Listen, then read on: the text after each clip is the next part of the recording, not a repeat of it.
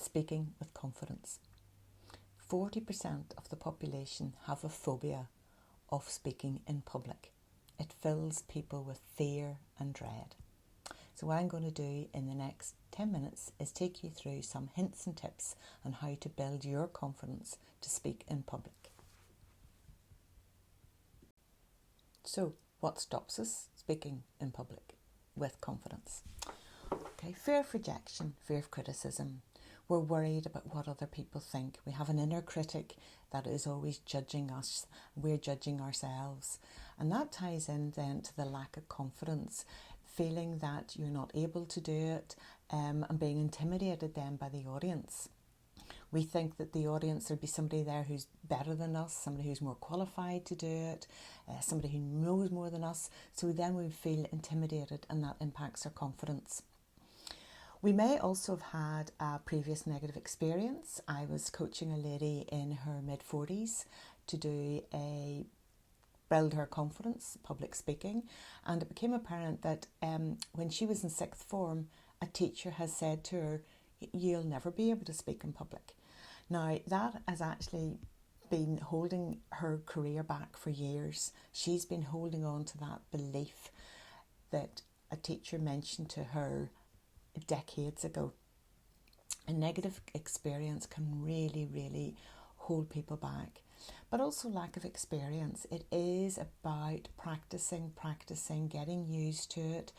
And that experience, then the more you can do and the more you can start off in a safe environment, the better. So why does it matter? Why should we do it? Why should we put ourselves through it? Well, actually, it increases your reputation. It increases your profile.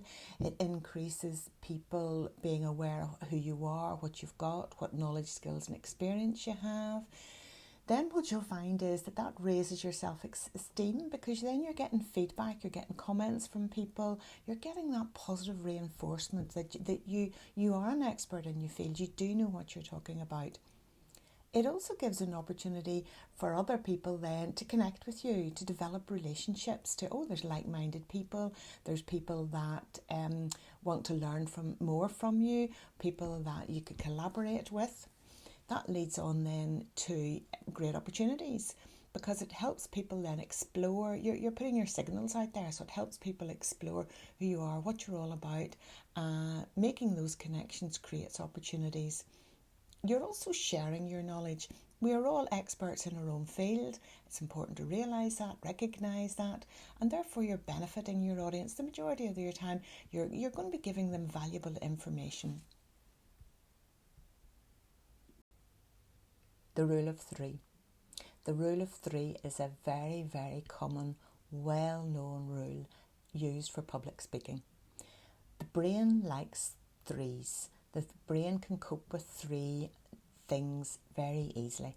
And if you look at some of the advertisers like Nike, just do it. It helps people remember, it sticks. And what you're wanting is stickability whenever you're speaking. So the three key things I'm going to cover today are your audience, knowing your audience. The second is the preparation that you need to do that will help build your confidence, which ties on to the third theme, is about your style. So building up your style that you can then feel comfortable to speak in public. Covey talks about beginning with the end in mind. Think about your audience. When you're public speaking, it's actually not about you, it's about your audience. Start with thinking about your audience. What's going to engage them? There's nothing worse than looking at a sea of tired, uninterested faces. So think about what's going to engage them. What keeps people engaged? It needs to be relevant. It needs to be relevant for your audience. I would also say to make sure you're speaking to a relevant audience as well. It has to be relevant. They have to make a connection. It's important you make a connection so that piques their interest. The more interaction you can do, the better. If you're doing it online, you can do the chat, you can do polls, you can do quizzes, you can put people into Zoom rooms, use whiteboards. If you're in face-to-face, you can ask questions, maybe put them into groups with some stories to share with each other. The more interaction you can get, the better. Being authentic, tell stories to illustrate your points. Show your enthusiasm and tell your personal stories as well. It makes it a lot more personable. Structure is important. We all have lots and lots of things going on in our mind. Whenever you're speaking, what you're taking is somebody on a journey. You're taking them from the start, the middle and the end. So therefore, to get their attention, to follow through on the journey you're taking them on, if you put that structure in place, it's easier for them. Again, thinking about your audience, it's easier for them to follow if you've got structure. You don't want them to have to do much thinking about trying to follow you, and structure helps with that. Challenge your audience. Get them to think about their communication style, how they come across, what their perception is. Ask rhetorical questions. Get them to think. We're programmed to answer the questions we're asked. So if you ask questions, it encourages them to think and to think up the answers that are relevant for them. Respect and recognition. When you're speaking, people are giving their time. Time is the most precious commodity. So in order to respect and recognise that, it is so important that you do your prep, that you think in advance about your audience, about what your audience need. You think about your content, you think about your structure. And that's a message to the audience. I've invested my time because I respect your time. The second thing then is, and as I've mentioned earlier about that respect, ties in with that preparation. So to do your preparation, again, begin with the end in mind. Stephen Covey will always say, begin with the end in mind. Who are you speaking to? Who's your audience? Why am I speaking? What's the purpose? What messages do I want to get across? What do I want to achieve? These are some really, really good questions to start putting your thoughts together around your speaking engagement. I've mentioned structure before. Again, we talk about the power of three, so 3 key themes.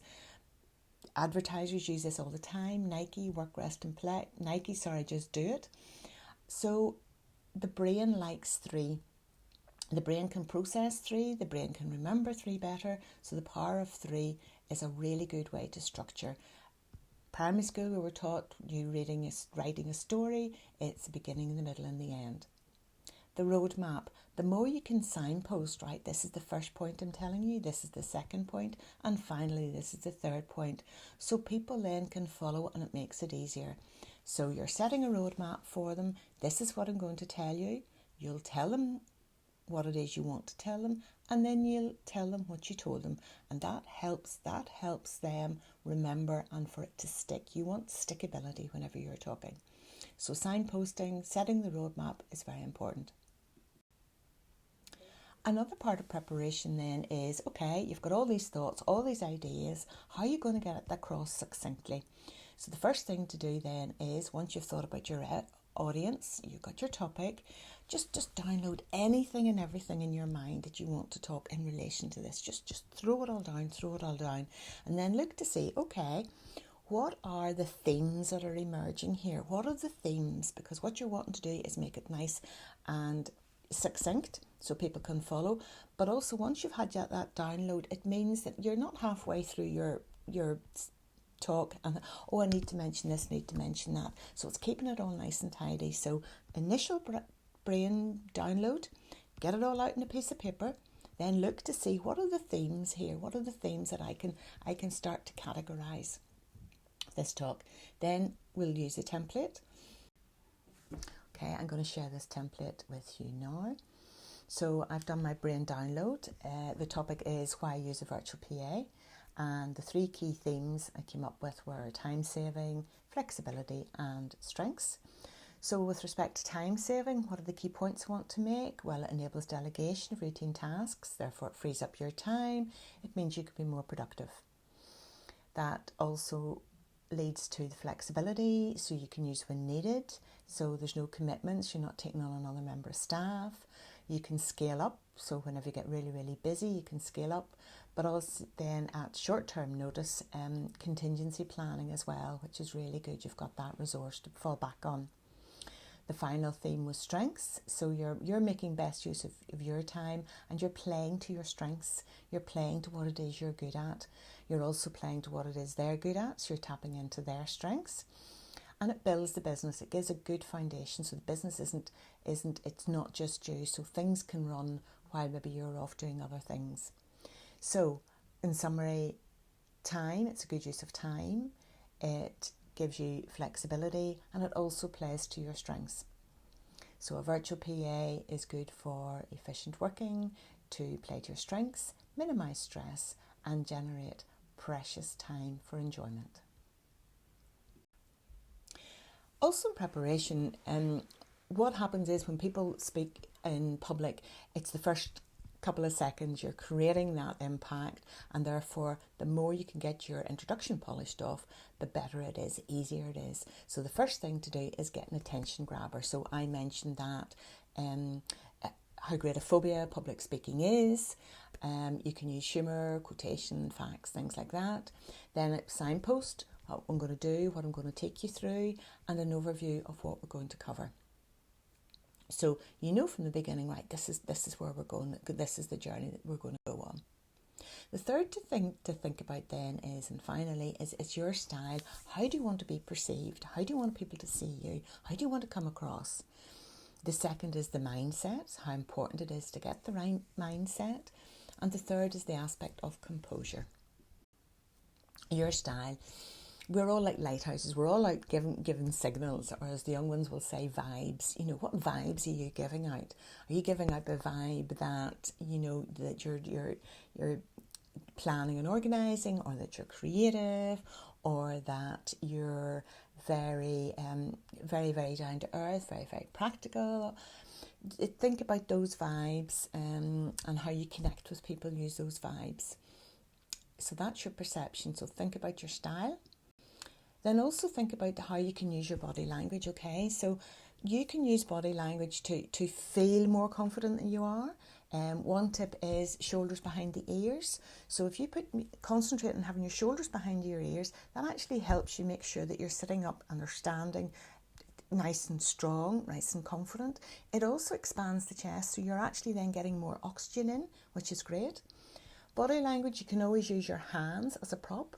So if you hold your hands a certain way, again, that helps you convince yourself, right, I am confident, I'm poised, I'm ready to go. Little tip here actually also is emotional freedom technique is a really good way to help calm your nerves. Again, if you can hold your hands a way you're comfortable with, and just, for example, just stroke the pad of your thumb, and that actually is very, very reassuring, calms you down. But again, work out in advance how you're going to stand, work out in advance how you're going to hold your hands, and really, really important to keep that posture, to shoulders back and the head up. Body language is very, very powerful. So the more you can practice your body language to give off those vibes that I've got that confidence, and then that actually helps you give that inner critic less volume and builds up your confidence. Because mindset is so, so important. If you're about to start off and you think, oh, this is going to be a disaster, guess what? It'll be self-fulfilling. So important, get a mantra that I can do this, I can do this. Think how I'm going to feel when this is all over. I can do this.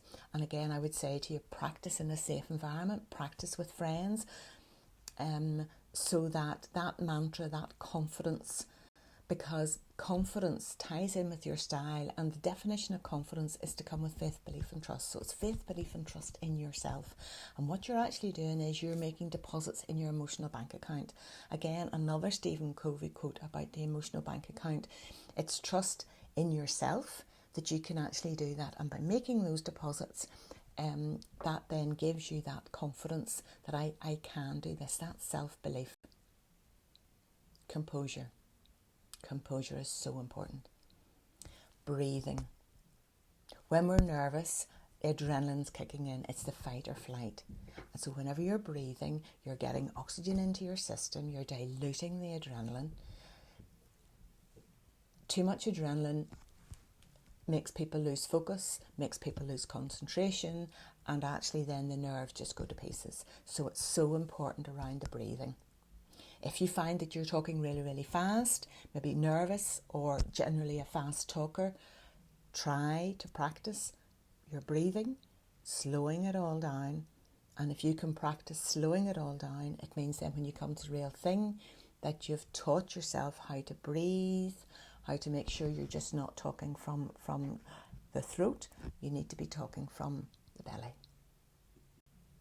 So we've covered speaking with confidence.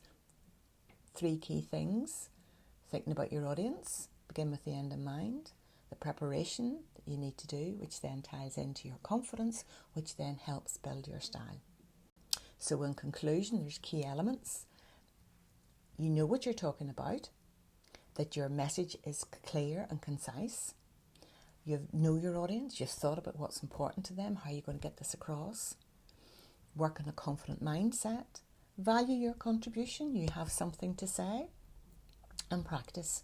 Practice, record yourself. Get your brain and mouth coordinated so that you know the words you're comfortable with, and practice. Record it. Practice in front of people that you trust and respect their view. And most importantly at all, be yourself. Be authentic. Your audience, on the whole, will want you to do a good job. They're right behind you. So the more authentic and natural you can be, the more you will feel relaxed and you're just having a conversation with your audience. So I would encourage you to try in a safe environment to help build your confidence with speaking in public. Thank you.